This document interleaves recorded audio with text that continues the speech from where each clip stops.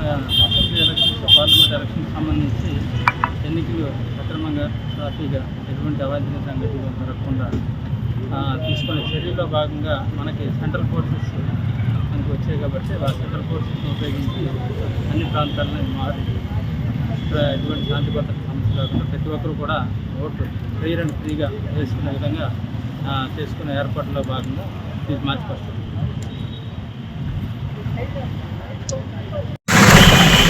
నమస్కారం అండి.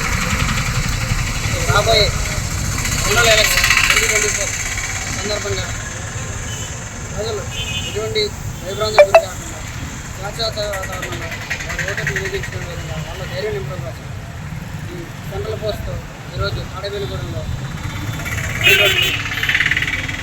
నవాత్ నిర్వహించడం జరుగుతుంది. ఈ నవాత్ ఎస్వీ రంగారావు స్టాచ్యూ నుంచి మెయిన్ రోడ్డు